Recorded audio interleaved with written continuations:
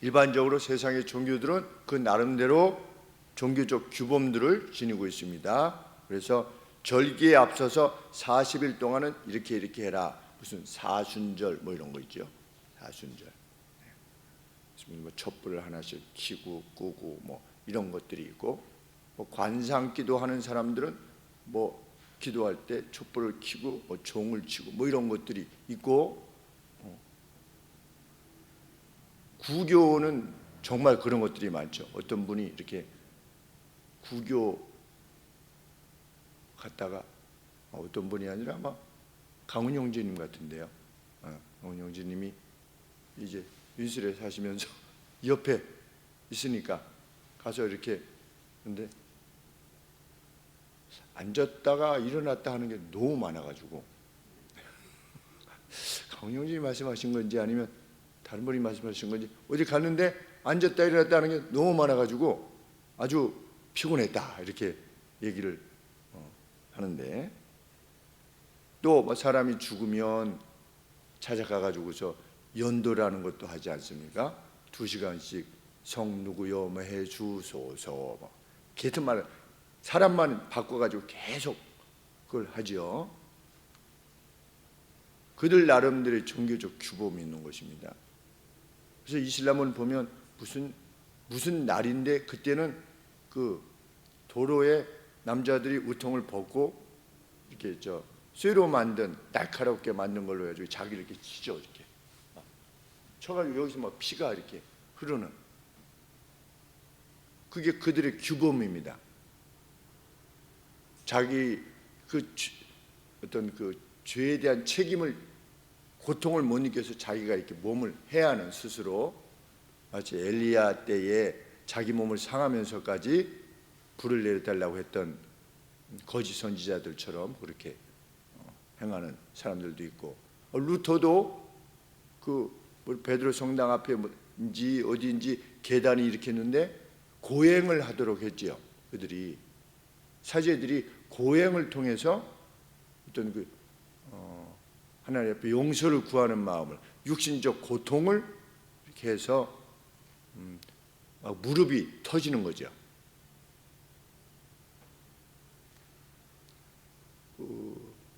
또 티베트 종교인가요? 거기에 보면 그 자기들의 성지까지 마치 자벌레처럼 가지 않습니까? 이렇게 엎드려서 절하고, 뭐 3번 절하는가 하고 다시 엎드려서 이렇게 한 다음에 다시 일어나서 다시 절하고 다시 가고, 이렇게 해서 자기 집부터 그 성지라고 일컫는 것까지 어떤 사람은 6개월을 그렇게 가는 겁니다. 그래서 공로를 쌓고 도를 이루고 이렇게 하죠. 그래서 그러한 규범들을 만들어내서 그들 종교를 유지시키고 나름대로 발전시키는데 도움을 얻으려고 합니다. 그런 것들을 다 만들어내죠.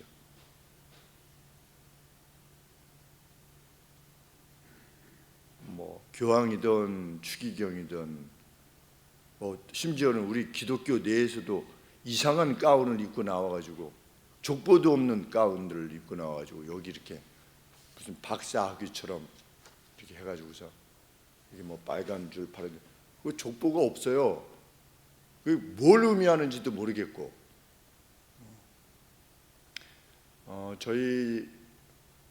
제가 어렸을 때 자랐던 교회에 이제 성찬 집례할 때 목사님께서는 까만 옷을 입으셨습니다. 이렇게 그냥 성가대 보통 할 때 이렇게 까맣게 입는 옷처럼 그런 옷을 입으셨습니다. 그러니까 그건 뭐냐면 자신을 드러내지 않기 위해서 그냥 집례하는 자로서의 역할을만을 하시기 위해서 이렇게 넥타이, 오늘 목사님 넥타이 파란 넥타이를 매셨네, 뭐 이런 것을 감추기 위해서 그냥 까만 것으로 그렇게 하는 것 외에 어떤 다른 방식으로 무엇을, 베드로의 열쇠다 그래가지고 교황이 베드로의 열쇠 같은 걸 가지고 있지 않습니까? 이게 갈 때, 어디 갈 때, 나타날 때, 세레모니 할 때 나타나면 베드로의 열쇠니, 높은 모자, 그리고 긴 술의 그 옷들, 종교를 발전시키는데 아주 도움이 된다라고 여겨서 그렇게 행하는 것이죠. 그런데 어떤 차원에서 보면 기독교는 그런 것에 비해서 너무 자유가 주어진 것 같습니다. 뭐 특별히 해야만 될 게 없는 것 같아요. 11조도 안 하면 죄다 이렇게 안 하지 않습니까? 우리 교회에서도 마찬가지지만 11조를 안 하면 하나님 것을 도둑질하는 것이다 뭐 이렇게 안 하잖아요 요새.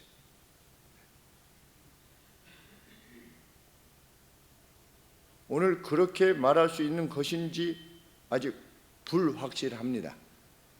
구약에 분명히 있지요. 나의 것을 도적질했다라고 하는 표현을 하나님께서 하셨는데 그것을 오늘 우리로 죄로 적용시킬 수 있는가? 쉽지 않습니다. 만약에 죄라면 어떻게 해야 됩니까? 다 죄인인 거죠.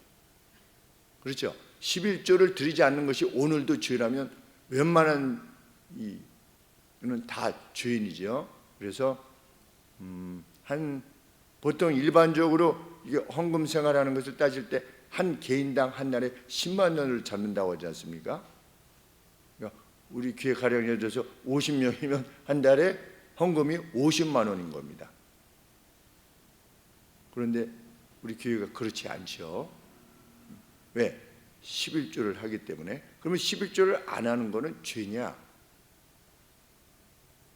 아주 명확한 입장을 제가 잘 내리기가 어렵습니다. 만약에 죄라면 어떻게 해야 됩니까? 반드시 행해야만 되는 거죠. 책망해야 되고 안 하면. 그렇죠?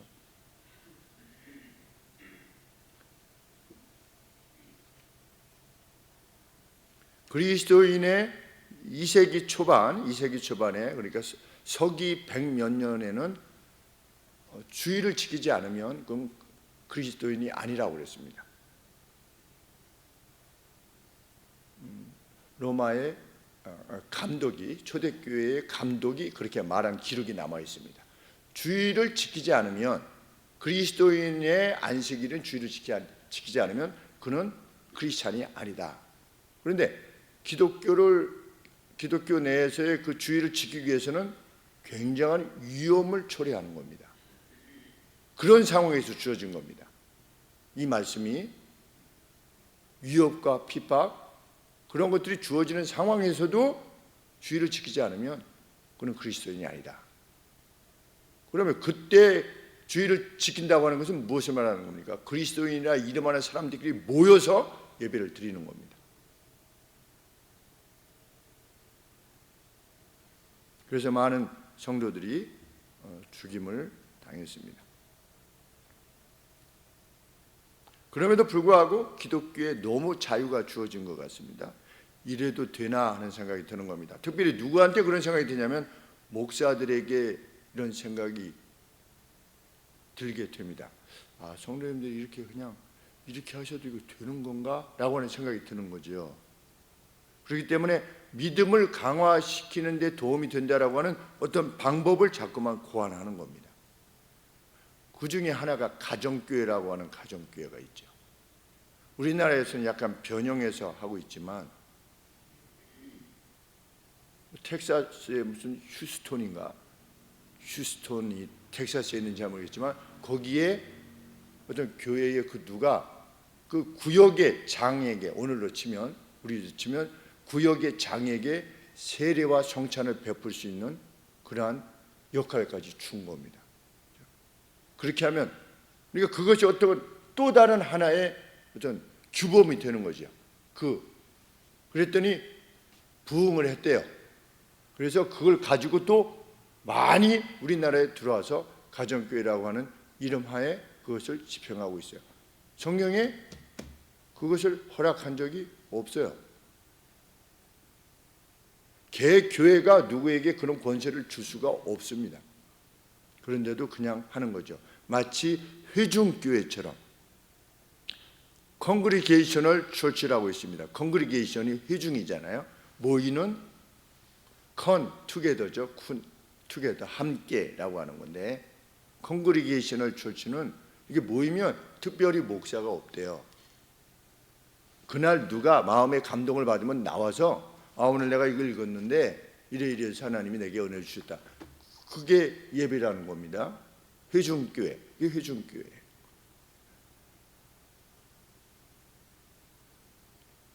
성경은 하나님께서 질서의 하나님이시라고 했죠. 하나님께서 질서를 주셨죠. 이스라엘에도 천부장, 백부장, 그리고 제사장. 그래서 미리암이, 선지자였던 미리암이 모세에게 왜 너에게만 특별히 권세가 주어진 거냐? 하나님이 이렇게 권세를 주셨지요, 모세와 아론에게. 아론이 뛰어난 인물이었느냐? 그렇지 않음에도 불구하고 아론에게 하나님께서 그 권세를 주셨습니다. 레위가 특별해서 하나님께서 레위 지파를 하나님을 섬기는 집단으로 만드셨습니까? 아니지요. 야곱이 레위에 대해서 언급하는, 마지막에 이제 언급하는 내용을 보면 레위는 사나웠죠. 그래서 뭐라고 되어 있냐면 이스라엘이 흩을 것이다 이렇게 됐죠. 흩을 것이다. 레위가 왜 그 역할을 맡게 되었는가? 그 중에 하나가 뭐냐? 하나님께서 흩으시는 겁니다. 함께 있으면은 우리 저기에서 세겜에서 레위하고 또 누구죠? 유다인가요? 시므온인가요? 네, 이 두 명이 그 할례 받으면은 우리랑 결혼할 수 있다. 그런 다음에 다 죽이지 않았습니까? 누가 그렇게 했느냐? 레위가 그렇게 한 겁니다. 하나님은 그를 흩으시겠다. 그럼에도 불구하고 레위가 어떤 특별한 적이 없음에도 불구하고 그 권위를 부여받은 거죠. 누구에게? 하나님에 의해서 부여받은 겁니다. 하나님이 그렇게 교회를 이끌어 가십니다. 자연인으로서의 인간은 특별할 바가 없지요. 목사라고 해서 특별할 바가 분명히 없습니다. 정말 없습니다. 그럼에도 불구하고 목사나 아니면 성도들은 하나님께서 사도들의 전승으로 이렇게 안수로 인해서 전수가 된 거죠. 그 권위가 그것을 받아들이고, 목사 개인도 자연인으로서의 나를 인식하는 것이 아니라 하나님께서 나를 안수하여서 세우셨다라고 하는 것을 깊이 인식하는 가운데 겸손하게 하나님의 일을 하는 것이고, 성도님들도 그 일을 감당하는 것이죠.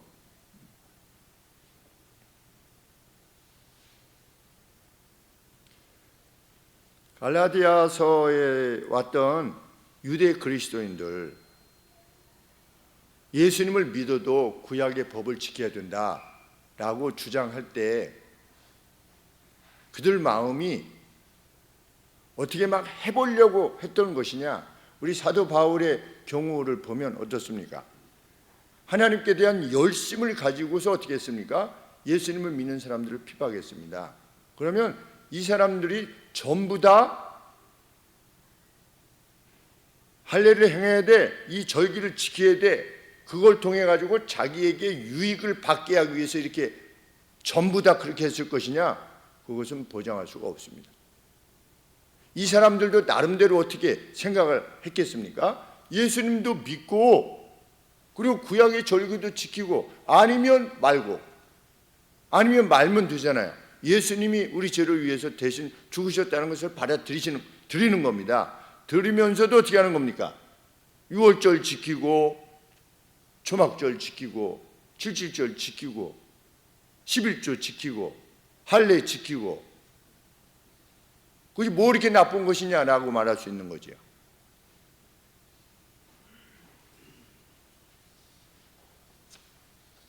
한가한 마음은 마귀의 운동장이다 라고 하는 표현이 있습니다. 성도들을 한가하게 내두게 되면 마귀가 논다, 거기 들어가죠. 성도의 마음에 이런 말이 있는데, 그 목사들이 지닐 수 있는 유혹입니다. 형님들이 이렇게 일주일에 한 번 나오셔가지고 이렇게 하는 게 괜찮을까? 다른 교회는 이렇게, 우리 저 참편 탁구대 사장님도 전에 보니까 일주일에 5번을 교회를 가시는 거예요. 참편 탁구대 사장님이. 그 탁구대 사장님을 하면서 얼마나 바쁘신 제가 옆에서 이렇게 지켜봤는데, 유럽 출장도 가야지, 일본도 가야지, 이 탁구대 저 원판 만들기 위해서 그걸 싸게 구입하고 이렇게 하기 위해서, 그런데 5번이나 이렇게 가시는 겁니다. 무슨 회의, 무슨 모임 이런 것들로 인해서. 그렇게 이제 성경 공부할 때 참변 사장님이 어떤 신앙생활의 내용을 보면 5번이나 가는데 우리 교회는 이게 그냥 일주일에 한 번 이렇게 오셔서 이거 될까? 이런 마음에 좀 불안함이 있는 거죠. 불편하고. 그래서 뭔가 성령님들 교회 안에 많이 와 있고 자주 와 있고 이러면 좀 마음에 안심이 되는 그 유혹을 목사들도 받게 되어 있습니다. 그래서 사역 초기에 성령님들 계속 굴려야 된다. 이렇게 딴 생각하지 못하게 계속 교회로 이렇게 불러가지고 굴려야 된다. 선배들이 그렇게 말했는데 그때 잘 동의가 잘 안 되더라고요. 그게 예수님을 믿는 건가? 너희는 세상의 빛이라고 그랬는데. 그런데 이 갈라디아에서 이 유대인 그리스도인들도 그냥 무슨 나쁜 마음을 가지고 이렇게 하는 것이 아니라 그런 마음으로 행할 수 있는 거지요. 그것이 타락한 종교성이니까. 무엇인가 하나님 앞에 이렇게 조금 더 행하는. 그런데 바울은 이런 주장을 펼치는 사람들을 뭐라고 부르는 것입니까? 2장 4절에 보시면 거짓 형제다. 거짓 형제다. 가만히 들어온 거짓 형제. 스파이래요. 스파이. 예수님 안에서 지닌 자유를 우리가 지닌 자유를 염탐하여 가지고서 다시금 구속시키려고 하는 거짓 형제들이다. 그러면서 6절에 보시면 사도 바울은 할례도 받고 절기도 지켜야 되고 율법도 지켜야 된다라고 말하는 사람들이 아무리 높은 명성을 지니고 있다 할지라도 그것이 문제가 되지 않는다는 겁니다. 교계에서 뛰어난 인물이라 할지라도 오늘로 말하면 교황이 뭐 이렇게 말했다. 우리에게 뭐가 중요합니까? 교황이 말하는 게. 유명한 이들이라 할지라도 관계없다는 겁니다. 6절 말씀에 유명하다는 이들 중에 유명하다는 이들이 내게 뭐 해준 것도 없지만 사도 바울이 이렇게 가르치면서 언급하고 있는데 유명한 이들은 내게 더하여 준 것이 없다. 근데 그들이 그 같은 것을 주장하는 겁니다. 교계에 뛰어난 어떤 인물이라고 여겨지는 교계의 지도자라고 한국 교계의 무슨 지도자느니 세계 교회의 뭐 왕이라느니 교황이라고 하니 팝이죠. 관계 없다는 겁니다. 진리가 아니면 관계가 없는 겁니다. 그 누가 말한다 할지라도. 그래서 당시에 최고의 명성을 지녔을 거로 여겨지는 베드로, 그렇죠? 유명한, 누가 제일 유명하겠습니까? 베드로가 제일 유명했겠죠. 근데 베드로조차도 어떻게 했다? 그 점에 있어서 스스로를 정죄하였기에 면전에서 그를 책망했다. 바울이 베드로를 책망한 겁니다. 면전에서. 말이 안 되는 얘기죠. 이전의 삶을 생각하면 그럼 베드로가 뭐라고 할 수 있습니까? 아니 바울, 당신이 나를 이렇게 책망할 수 있어? 당신 스데반 죽일 때 그 죽여놓고 그런 사람이 뭘 나한테 말이 많아? 이렇게 할 수도 있는데 바울이 어떻게 했다? 면전에서 베드로를 책망했다. 왜? 베드로가 스스로를 정죄했대요. 어떤 일이 있었기에? 베드로가 할례를 받지 아니했던 이방인들과 이방인 그리스도인들이겠죠. 이방인들과 함께 식사를 하다가 누가 온 겁니까? 12절에 야고보로부터 온 어떤 이들이 이르기 전에, 이분들은 이제 할례를 받은 이들이지요. 이르기 전에 게바가 12절에 이방인과 함께 먹다가 저희가 오매 그가 할례자들을 두려워하여 떠나서 물러갔다. 아니 할례도 받지 않은 사람한테 이렇게 하고 같이 식사를 해요 어떻게? 라고 할 것을 두려워해서 어떻게 했다? 조용히 물러갔다는 겁니다. 그런데 그런 상황이 베드로가 그 NRS 버전인데 여기에 뭐라고 되어 있냐면 11절에 게바가 안디옥에 이르렀을 때 책망할 일이 있기로 그랬는데 그 원문에 보면 뭐라고 되어 있냐면 He stood condemned 이렇게 되어 있습니다. 그가 정죄를 받은 상태에 있었기에 이 무슨 말인가? 그래서 이제 옆번에 이렇게 찾아보니까 NRS 버전, New Revised Version. 근데 거기는 주로 캐톨릭에서 이렇게 번역을 합니다. 번역을 한 내용이 NRS 버전인데, 그 이제 헬라어를 이렇게 보면 그냥 단순해요.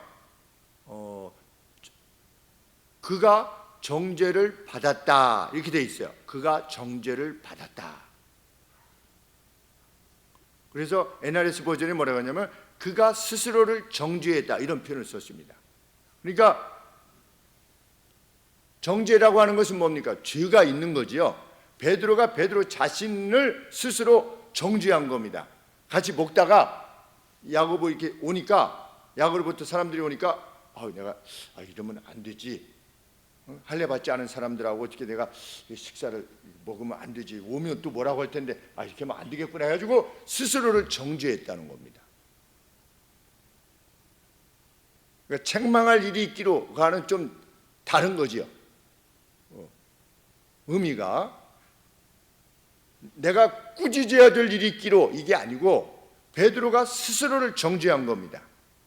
여태까지 믿음으로 가다가 믿음에 의한 의로 가다가 잠깐 어떻게 된 겁니까? 내가 이거 할례 받지 않은 사람은 어떻게 내가 잘못했구나 이래가지고 물러간 것, 그것에 대해서 면전에서 사도 바울이 그를 책망했다는 겁니다. 왜? 살려내기 위해서, 믿음으로 다시금 회귀하기 위해서 책망하는 거죠. 그런 책망이 필요한 겁니다.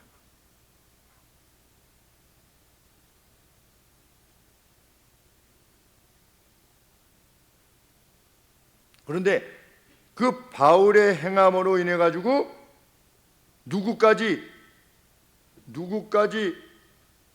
시험을 받았느냐, 유혹을 받았느냐. 13절에 보면 남은 유대인들도 베드로가 저렇게 한 거 보니까 우리가 뭘 내자고 이렇게 밥을 먹으면 안 되는 거네 라고 저와 같이 외식함으로 심지어는 바나바도 저희 외식에 유혹을 받았다.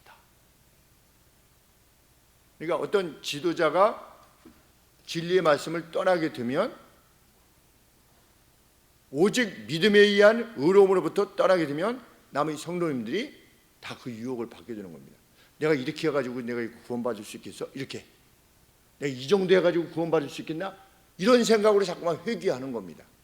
율법의 행위로는 의롭다 칭할 받을 사람이 아무도 없는데 그것이 성경이 진리인데도 불구하고 유명한 베드로가 그러한 태도를 취했을 때 함께 외식에 빠졌기 때문이다. 그러면서 15절에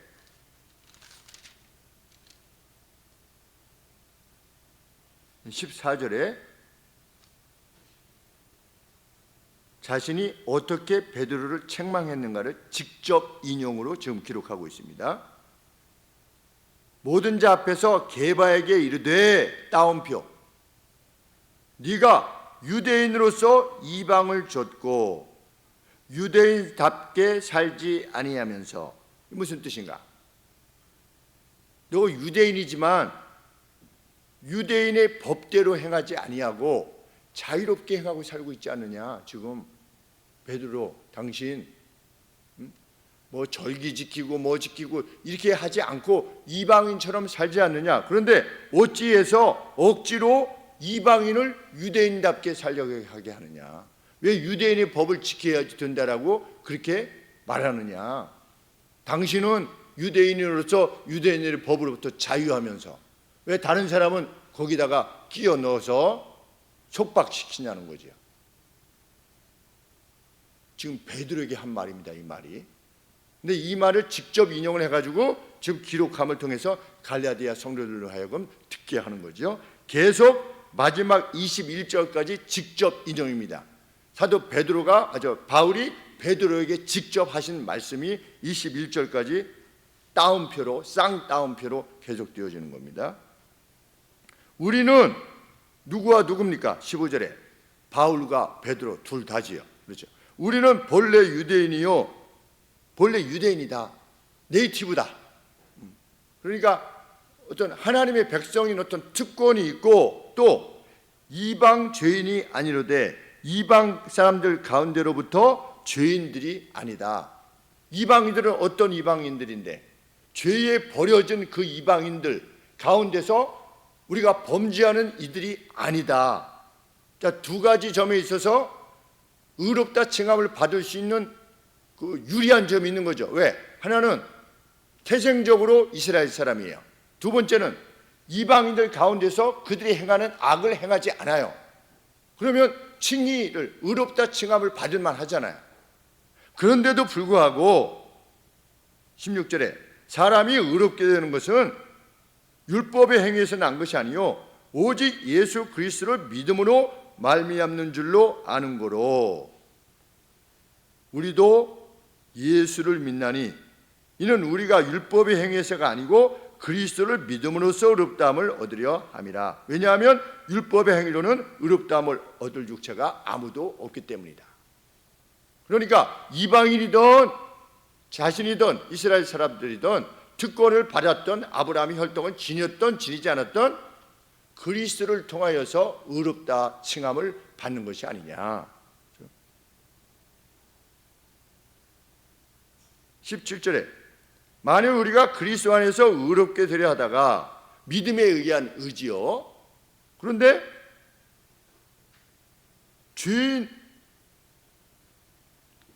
정죄함을 받는 겁니다. 그러면 예수님이 죄를 짓게 하는 분이냐? 결코 그럴 수 없는 거예요. 예수님이 뭐라고 하셨습니까? 누구든지 나를 믿으면 죄사함을 받고 영생을 얻는다. 누구든지 내 피공로를 의지하면 의인으로서 인정해 줄 거다 라고 예수님이 말씀하셔가지고 우리가 예수님을 믿는 거예요.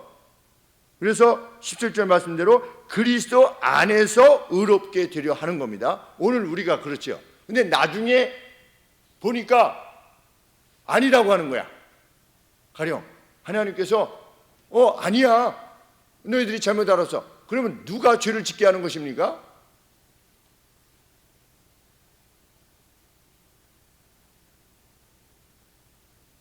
누가 죄를 짓게 하는?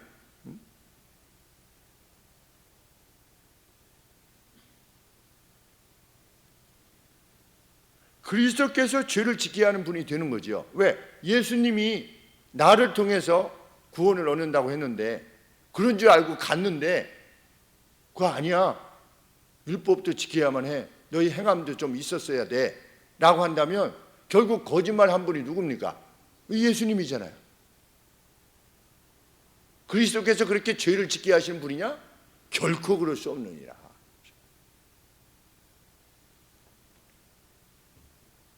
18절 말씀에 만일 내가 헐었던 것이 뭡니까? 율법에 의한, 율법을 지킴을 통해서 의롭게 되는 그 율법의 의를 다시 세우면 내가 나를 범법한 자로 만드는 것이다. 그런데 이게 범법한 자가 원문에 찾아보니까 뭐냐면 stand beside예요. 옆에 서 있는 거예요. 옆에 이렇게. 옆에서 뭐의 옆에 서 있는 겁니까? 진리의 옆에 서 있는 거예요. 진리를 넘어서서 서 있는 거예요. 내가 만일 율법을 지켜야지 의롭다라고 이전까지는 뭘 했는데 율법에 의한 의가 아니라 예수님을 통해서 우리가 의롭다 인정을 받게 되는 겁니다 해가지고 율법의 의로 인한 구원을 폐기했어요. 부쉈어요. 빌딩을 무너뜨렸는데 그걸 다시 세우는 거야. 뭐라고? 율법도 좀 필요해요. 행함도 좀 필요합니다. 만일 이렇게 말하는 것이라면 나는 진리 밖에 있는 자다. 19절 말씀에 내가 율법을 통해 율법을 향하여 죽었다. 율법을 통해 이게 굉장히 중요한 말씀인데, 내가 율법으로 말미암아 율법을 통해 율법의 요구가 뭡니까? 죄를 지면 벌을 받는 게 율법의 요구지요. 그게 율법이지요. 그 율법을 통해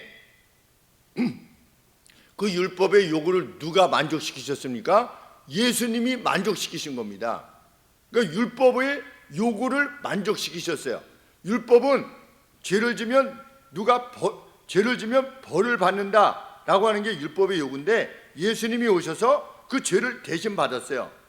근데 율법이 벌을 받으면 그게 상쇄된다라고 율법이 말했으니까, 그 율법을 통해서 내가 율법으로 말미암아 율법을 향하여 죽었어요. 왜?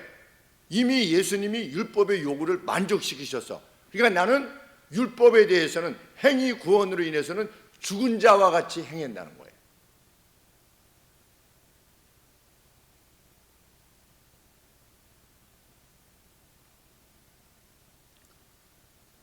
그리고 이후로는 율법에 대해서는 죽고 누구에 대해서는 사는 겁니다. 사는 겁니까? 하나님을 향하여서는 살게 하려 합니다.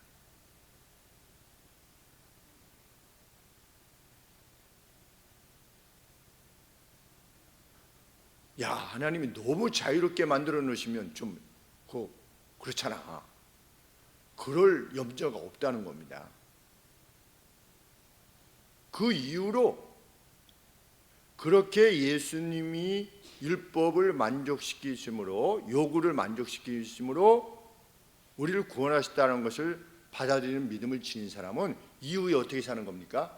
하나님을 향하여 사는 겁니다. 이전에 율법을 향하여 살았던 것 이상으로 하나님을 향하여 사는 겁니다. 너무 이렇게 그냥 쉽게 살아가게 만드는 거 아니야, 사람들을? 죄 지어도 뭐 예수님이 다 용서해 주셨으니까 괜찮아 이렇게 너무 방만한 삶을 살게 되는 거 아니야? 그럴 이유가 없다는 거죠. 왜? 율법에 대해서 죽은 사람은 그 은혜를 허락하신 하나님을 향해서 살게 될 것이기 때문에. 근데 사도 바울이 자기 자신이 그렇다는 겁니다. 그 마음으로, 그 확신으로 지금 살아간다는 겁니다. 오늘 제가 지닌 확신이고 우리 성도님들이 지니신 확신이라 믿습니다. 우리가 행함으로 의롭다함을 받은 게 아니죠. 예수 그리스도의 피공로를 의지해서 우리가 의롭다 칭함을 받았다는 것을 확신합니다. 그 은혜를 입었으니 어떻게 되는 겁니까? 하나님을 향해서 살 뿐입니다. 하나님이 뭘 주시던 이제는 하나님 이게 뭡니까? 라는 말은 결코 나오지 않는 거죠. 이제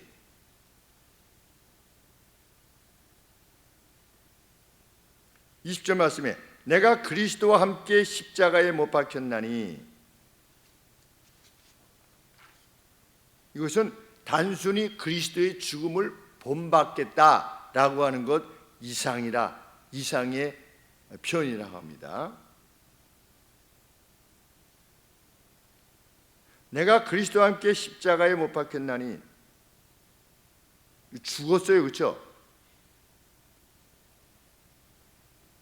왜 죽었어요? 내 안에 그리스도께서 사시기 위해서 죽은 거예요. 이전에 내가 죽은 거예요.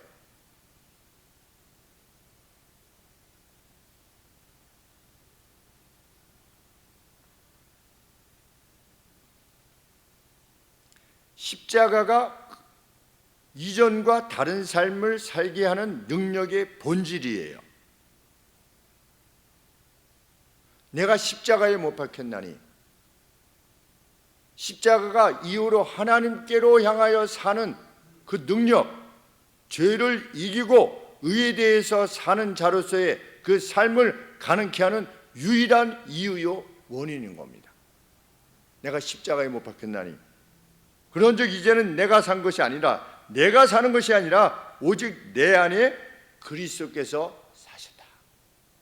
걱정할 필요가 없는 거죠. 방만한 삶을, 남용하는 삶을, 죄를 남용하는 삶을 살 이유가 없는 것입니다.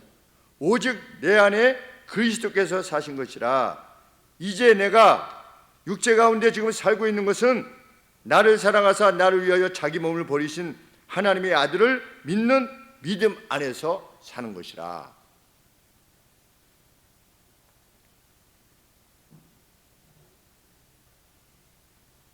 그렇게 바울은 자신이 그리스도를 통한 의롭다함을 주시는 그 하나님의 은혜를 결코 무효하지 않는다. 11절 말씀에 내가 하나님의 은혜를 패하지 아니하노니, 그리스도를 통한 칭이라고 하는 하나님의 은혜를 결코 무효하지 않는다. 율법의 행위로 다시 돌아가게 되면 하나님께서 주신 그 은혜를 무효화하는 것이죠. 그리고 그것은 그리스도의 죽음을 헛되게 만드는 것이다. 예수님도 믿고 모두 지키고 이래야 된다. 그러면 예수님의 죽음을 헛되이 만드는 것이래요. 21절 마지막에 만일 의롭게 되는 것이 율법의 행위로 말미암는 것이면, 우리의 행위로 말미암는 것이면, 우리가 착하게 되는 것으로 말미암는 것이라면 그리스도께서 공연히 죽으셨느니라.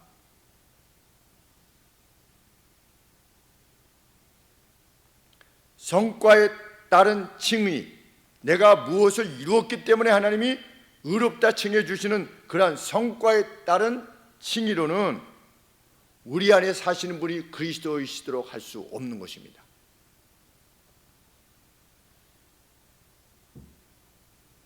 직접 물어보진 않았습니다. 그렇지만 성인들도 믿고, 그들이 세운 성인들도 믿고, 연옥도 말하고, 그래서 여기서 선한 일을 못한 사람은 연옥 가가지고 좀 고생 좀 한 다음에 그 다음에 나중에 그것이 다 연금 기간이 끝나면 천국에 간다. 이러한 내용으로는 그리스도의 은혜를 인식할 수도 없고 그리스도를 위하여 살 수도 없는 것입니다. 고작 한다는 것은 무엇입니까? 연옥에서의 시간을 줄이기 위해서 내가 결국은 나를 위해서 선을 행할 뿐입니다. 결국은 그렇죠. 적선을 하는 거지요. 적선을 해서 그 선이 쌓여서 내가 연옥에 연금되어 있는 이 시간을 줄이려고 하는 것, 결국은 그게 뭡니까? 행위 구원이지요. 하나님, 예수님이 필요 조건을 만들어 충족시키셨는데 충분 조건은 내가 행한다. 그리스도에 대한 은혜가 있을 수 있겠습니까? 내가 행하는 건데. 어떤 사람이 물은 여기까지 채워놓고서 야, 여기 나머지는 네가 채워. 그러면 여기까지 채워주는 사람에 대한 지극한 감사와 기쁨이 있을까요? 내가 그 사람이 뜻대로 행하게 살겠다, 이런 뜻이 있을까요? 내가 채우는 건데 나머지는. 그래서 그들에게는 예수 그리스도에 대한 감사가 없어요. 누구에 대한 감사만 있습니까? 마리아에 대한 감사만 있죠. 성모에 대한 감사만 있을 뿐입니다. 왜? 자기가 연옥에 있는 것을 줄여주는 사람이니까, 줄여주는 존재니까. 이 땅에 살 때 뭐 좀 잘 되게 해주는 그런 존재로 만들어 놨잖아요. 그들에게서 예수 그리스도는 단지 누구일 뿐입니까? 성모의 품에 안긴 어린아이에 불과할 뿐입니다. 그래서 그들이 늘 대표적으로 나온 그 그림이 뭡니까? 성모, 거기 안에 담긴 동자 예수.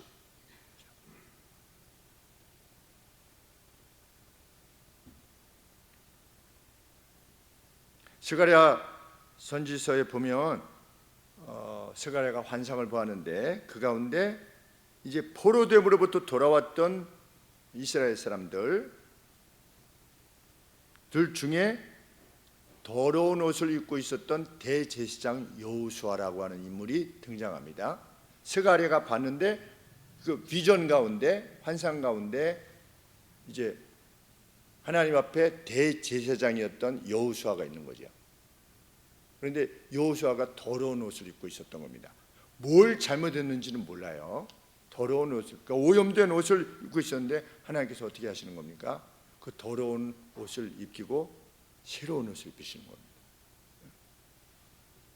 이 옆에 있던 이가 대제사장이 썼던 터빈, 이 터빈도 좀 쓰게 해주시죠. 그러니까 터빈도 쓰게 하셨어요. 원래 대제사장이었던 여호수아는 어떤 존재였다? 더러운 옷을 입고 있었던 존재였어요. 근데 하나님께서 어떻게 하시는 겁니까? 역할을 재부여하시는 겁니다. 그 정결치 못했던 여호수아인데도 불구하고, 대제사장인데도 불구하고, 이스라엘이 죄를 지었고 대제사장 여호수아도 더러운 옷을 입고 있었을 때, 그럼에도 불구하고 하나님께서는 그의 대제사장직이 유효하다라고 인정을 하시는 환상을 하나님께서 보여주시는 겁니다. 그러면 이후에 그 환상에 직면했던 이스라엘과 대제사장 여호수아가 어떻게 하나님을 향해서 살게 되었을까는 명확한 것입니다. 대제사장 여호수아가 아주 정결해지고 잘하고 이스라엘이 잘해가지고 뭐 이렇게 잘 됐어요. 하나님 앞에 뭐 특별히 이렇게 감사할 것이 있겠습니까? 그런데 하나님은 대제사장이 더러운 옷을 입히시고 정결한 옷을 다시 입히심으로 그 역할을 계속해서 감당하게 하시는 것입니다. 율법의 행위와 공로로는 결코 우리를 하나님의 사람으로 만들지 못합니다. 내가 이만큼 했으니 내가 교회에서 이만큼 한 지분이 있어 가지고서는 결코 하나님, 향기나는 하나님의 사람일 수 없는 것입니다. 그는 진리 밖에 서 있는 사람입니다. 오직 은혜만이 율법을 넘어선 삶으로 하나님을 기쁘시게 하려 할 것입니다.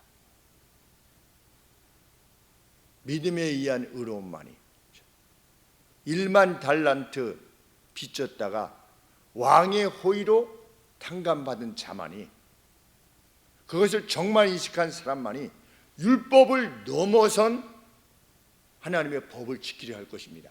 그것이 하나님께로 향하여 사는 거지. 그는 형제의 그 누구의 연약함을 보고 나가라 하지 않을 것입니다. 이 바보 멍청이야 라고 하지 않을 겁니다. 그는 그 어떤 여인을 보고 악한 마음을 품지 않을 것입니다. 그는 거짓된 맹세뿐만 아니라 맹세 자체를 하지 않아도 되는 진실한 사람으로 살려 할 것입니다.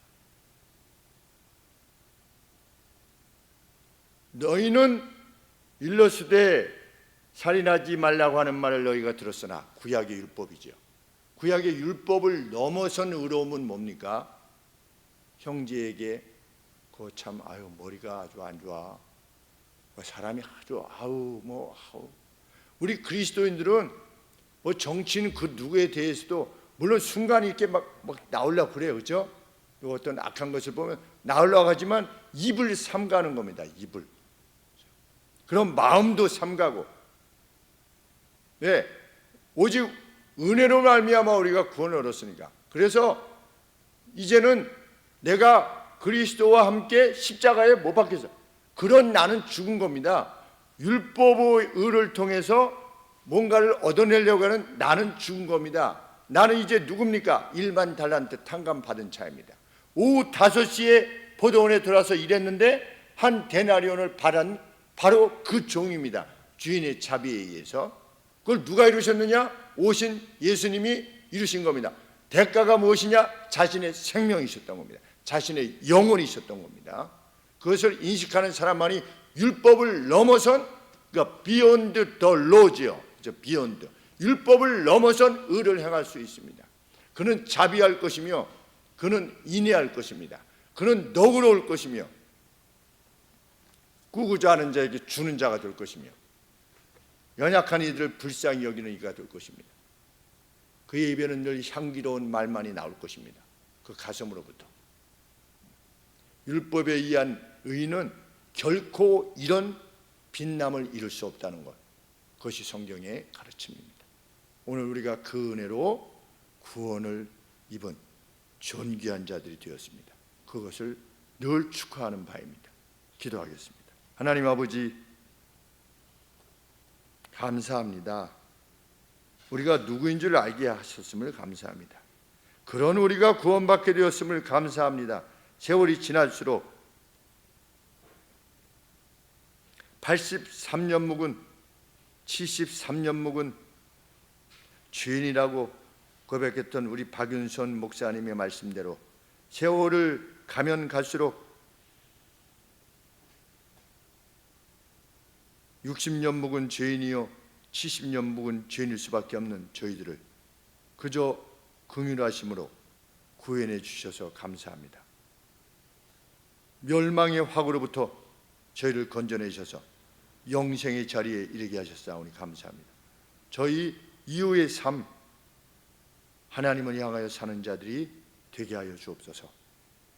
성령 하나님 도와주옵소서. 예수님의 이름으로 기도합니다. 아멘. 203장 찬양하겠습니다.